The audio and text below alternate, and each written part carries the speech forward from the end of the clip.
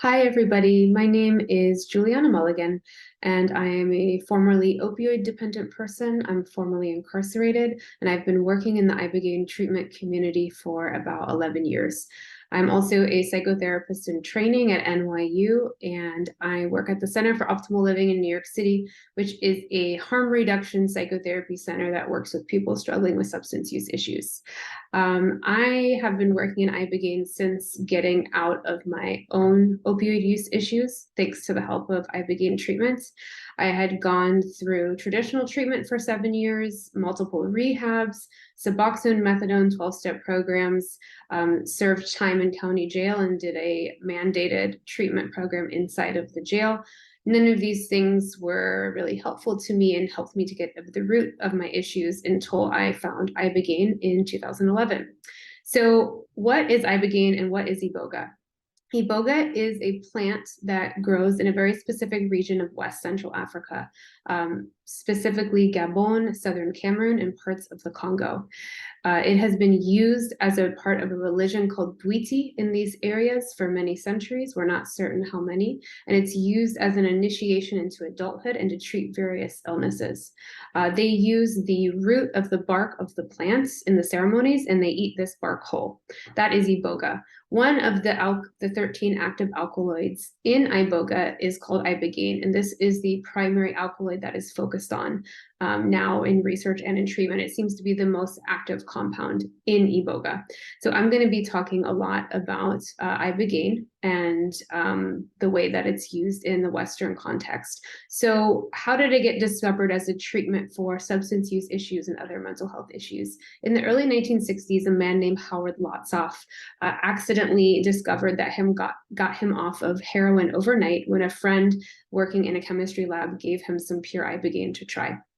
When he woke up the next day, not in withdrawal, not wanting to use opioids anymore, he, of course, started giving his heroin-dependent friends Ibogaine as well, and it worked.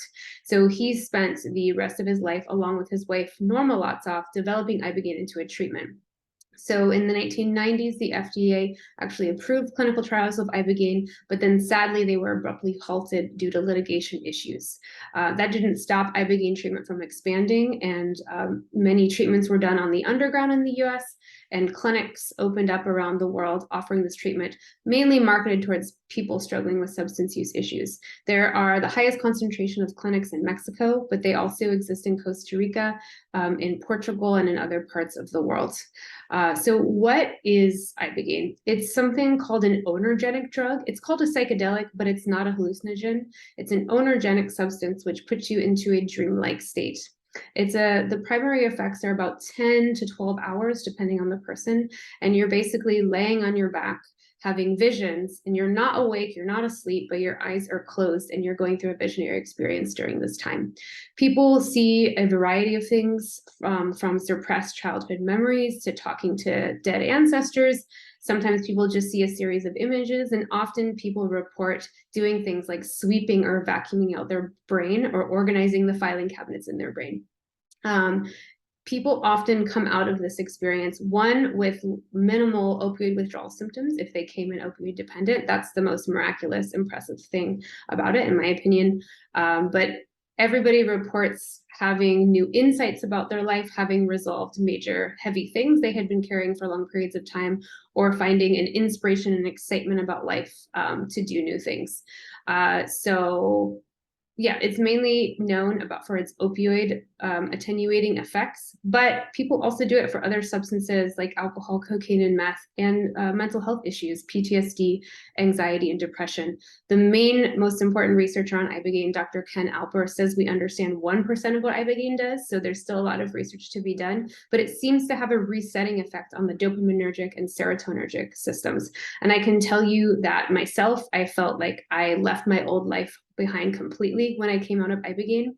And I felt excited and invigorated about life and determined to be on this path to promote safe Ibogaine treatment and make the treatment as best as it can be. So one of the big risks with Ibogaine are cardiac issues. These can be totally avoided with proper screening and proper monitoring during the treatment.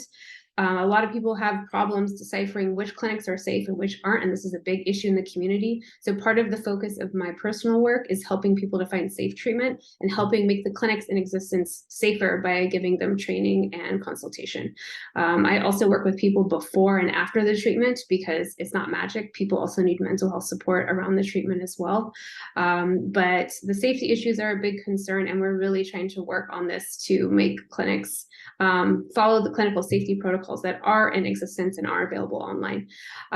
There's a lot to squeeze into this. So I also want to mention that I written a really extensive article for Double Blind Magazine, kind of an everything you need to know article.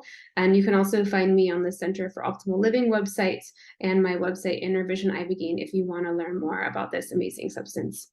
Thank you so much.